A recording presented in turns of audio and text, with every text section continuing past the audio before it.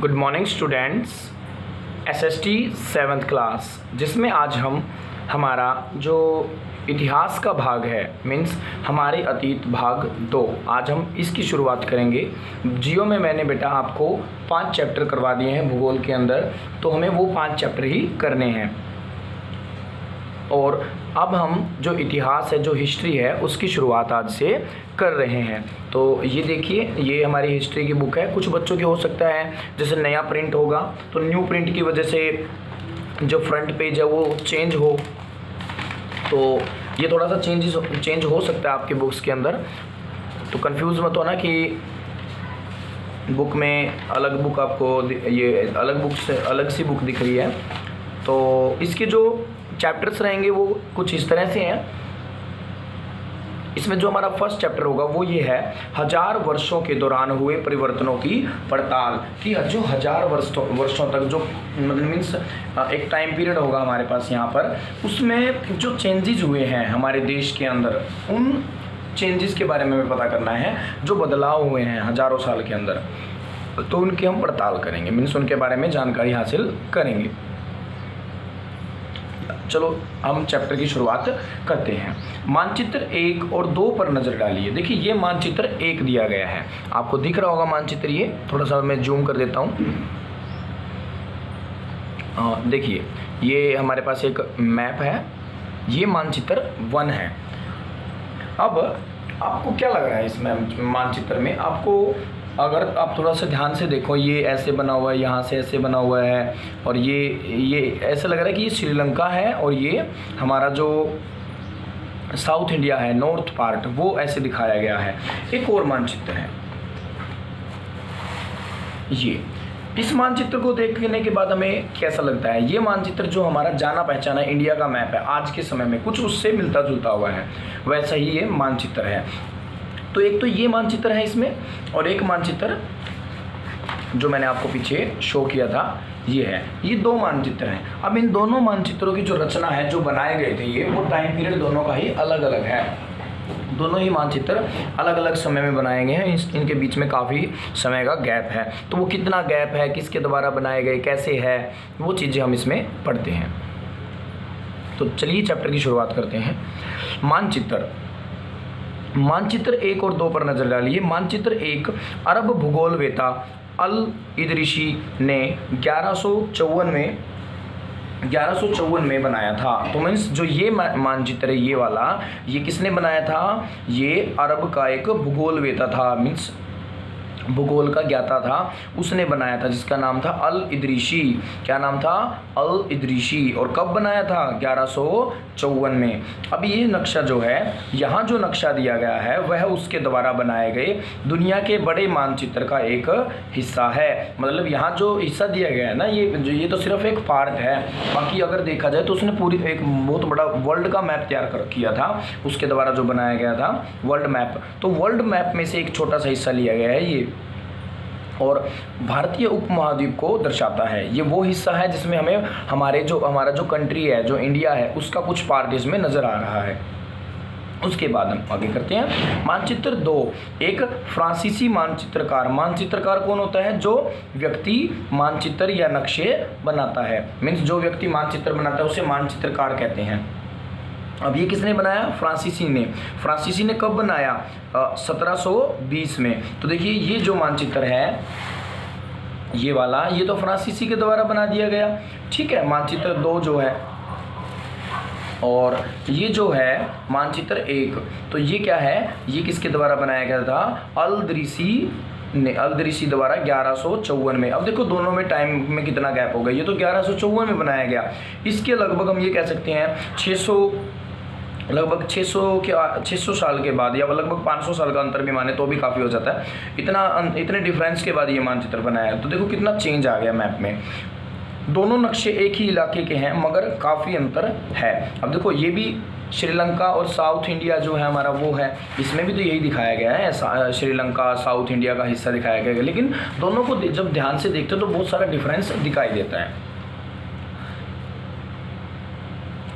अल इदरीसी के नक्शे में दक्षिण भारत उस जगह है जहां आज हम उत्तर भारत ढूंढेंगे। अगर हम इंडिया का मैप देखें, देखो मैं आपको एक एटलस से मैप दिखा देता हूं इंडिया का। देखिए अब जब हम इंडिया का मैप देखते हैं, ऐसे देखते हैं ना, तो जैसे हम उस मैप को देखेंगे जो अल इदरीसी ने बनाया था, उसमें हमारी नज़र सीधी यहाँ का हिस्सा तो यहाँ का दिया गया है, लेकिन कैसे दिया गया, उल्टा करके, मतलब ये ऐसे बनाया गया है। ठीक है, तो ये तो हो गया। लेकिन हम क्या सोचेंगे, हम तो यही सोचेंगे ना कि हमारे सामने जब भी देखो, हमें ये बात बड़े अच्छे से पता है कि जिस भी कंट्री का मैप दिया जाता है वो ऊपर से उसके ऊपर कौन सी डायरेक्शन होती है, नॉर्थ डायरेक्शन होती है। ठीक है, नीचे साउथ होती है, यहाँ ईस्ट होती है, यहाँ वेस्ट होती है। देखो यहाँ से हमें समझ में आया ना।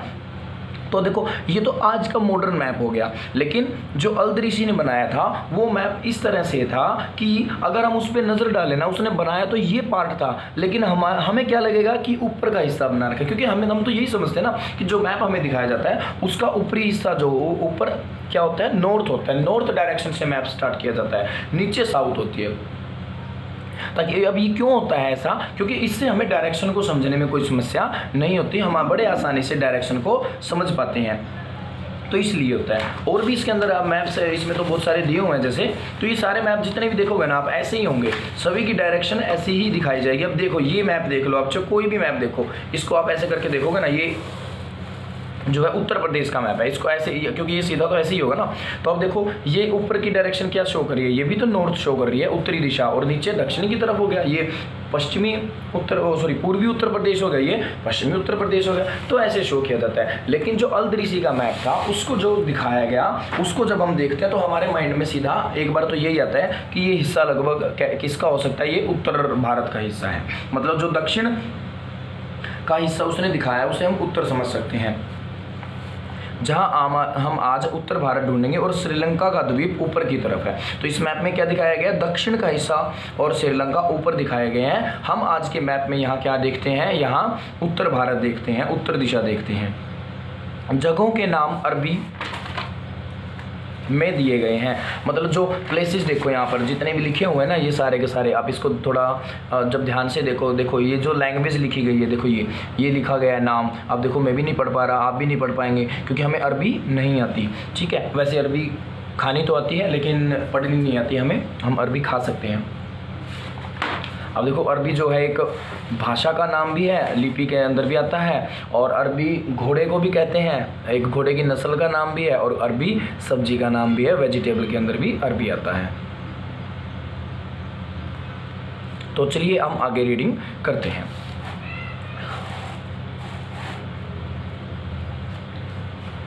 इसमें कहता है और उनमें से कुछ जाने पहचाने नाम भी हैं,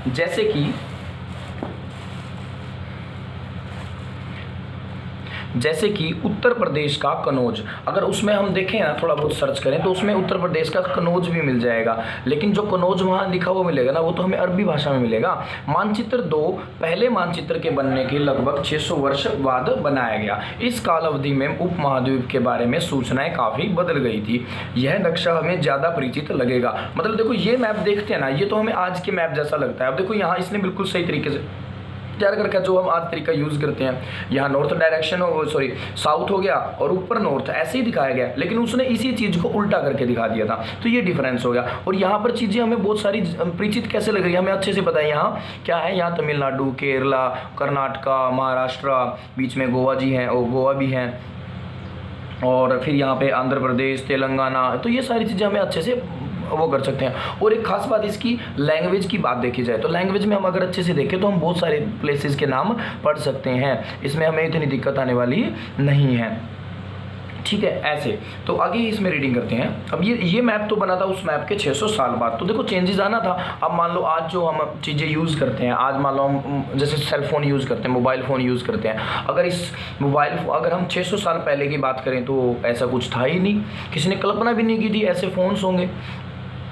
ठीक है, और थोड़ा सा ज़्यादा ही दूर क्यों जाते हैं, कुछ ये मान के चलो लगभग 6-7 महीने पहले क्या हमने सोचा था इस तरह से हम फ़ोन से स्टडी करेंगे, ऐसे ऑनलाइन स्टडी करेंगे, तो ये भी क्या है, चेंज है। तो जैसे जैसे समय बीतता है वैसे वैसे हमारे आसपास की जो वस्तुएं हैं, जो लोग हैं, उनमें भी बदलाव आता है। तो ये 600 वर्ष का बदलाव था मैप के अंदर, वो बनाया था अल इदरीसी ने और ये बनाया था फ्रांसीसी ने। ये बना था 1720 में, वो बना था 1152 में, मीन्स 1152 में। आगे रीडिंग करते हैं, इसके अंदर क्या कहता है। इसमें कहता है यह नक्शा हमें ज़्यादा परिचित लगेगा, उसमें विशेषकर तटीय इलाकों के बारीक ब्यौरे देखकर आश्चर्य होता है। यूरोप के नाविक तथा व्यापारी अपनी समुद्री यात्रा के लिए इस नक्शे का इस्तेमाल किया करते थे। तो यूरोप के जो व्यापारी होते थे उस समय, और जो नाविक मतलब जो यूरोप के नाविक होते थे, ये जो व्यापारी होते थे, वो समुद्री यात्राएं करते थे, तो वो क्या कहाँ आते थे, वो इन ऐसे ही नक्शों का यूज़ करते थे, क्योंकि इसमें बड़े अच्छे से डिटेल्स दी गई है। थोड़ा सा इसको जूम करके हम रीड करने की कोशिश करते हैं कि अगर कुछ हमसे रीड हो पाए तो।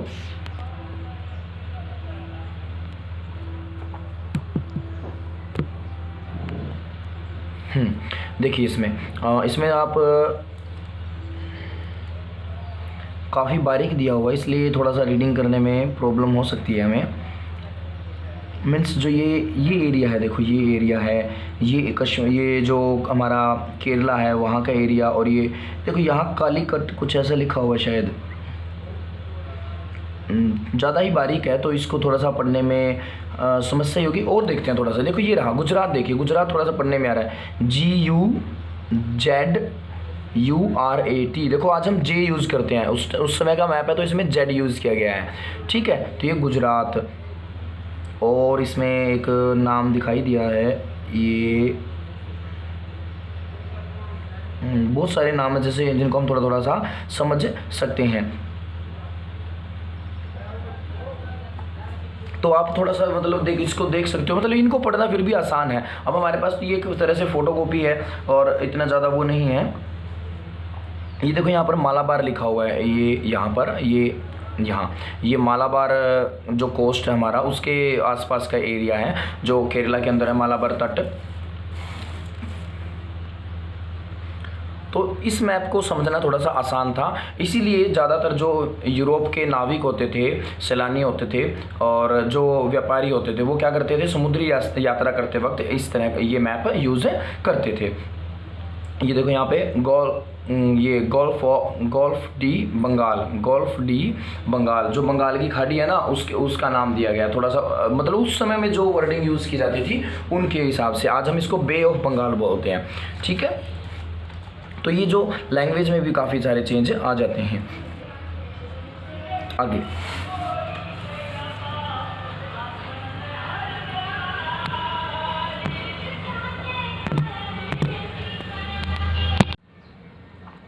आगे इसमें कहता है इतनी ही महत्वपूर्ण एक और बात यह है कि दूसरे युग तक मानचित्र अंकन का विज्ञान भी बहुत बदल गया। कि देखो इतना टाइम पीरियड चेंज हुआ, उसके बाद जो मानचित्र अंकन था, मतलब मानचित्र को देखने का तरीका था, या उसकी जो रीडिंग होती थी वो भी तरीका क्या होता, काफ़ी बदल चुका था समय के साथ। इतिहासकार जब बीते युगों के दस्तावेज, नक्शों और लेखों का अध्ययन करते हैं तो उनके लिए उन सूचनाओं के संदर्भों का, उनकी भिन्न भिन्न ऐतिहासिक पृष्ठभूमियों का ध्यान रखना जरूरी होता है। मीन्स जब भी कोई इतिहासकार ना बीते समय के कोई दस्तावेज, जो भी नक्शे वगैरह, जो भी चीज़ें, तो उसमें क्या है कि जो इतिहासकार, जब भी कोई इतिहासकार बीते समय का वो करता है, वहाँ के डॉक्यूमेंट्स यूज़ कर रहा है या फिर नक्शे यूज़ कर रहा है, कोई लेख वगैरह है, जब उनकी वो स्टडी करता है तो उससे जो भी सूचनाएं उसको मिलती हैं, उसके लिए जो भी चीज़ें वो यूज़ करता है, तो वो उनकी ऐतिहासिक पृष्ठभूमियों का भी ध्यान रखता है। मतलब कि उससे क्या क्या जुड़ा हुआ, उसकी क्या क्या, उसके पीछे बैकग्राउंड क्या क्या रहा है, ठीक है। कोई मैप बनाया गया है तो उसका क्या क्या बैकग्राउंड है, किन स्थितियों में बनाया जा रहा है, किसके द्वारा बनाया जा रहा है, तो उसमें क्या क्या वर्डिंग यूज की जा रही है, तो वो सब इसमें दिया गया। आगे वाला जो टॉपिक है वो मैं आज आपको रीड नहीं करवा रहा, सिर्फ एक एक्सप्लेनेशन देता रहता हूं ताकि आप खुद भी रीड कर लें। इसमें देखो क्या दिया गया, नई और पुरानी शब्दावली, यहाँ शब्दों का दिया गया। कहते हैं कि जैसे मैंने कहा समय के साथ साथ बहुत चीजें बदलती हैं, तो समय के साथ साथ बेटा भाषा भी बदलती है, भाषा में शब्दों का प्रयोग भी बदलता है। अगर शब्द की बात की जाए तो आज जो इसमें कहता है कि जैसे यहाँ से देखो, ये भाषाएं भी समय के साथ साथ बदलती है। उदाहरण के लिए मध्य युग की जो फारसी थी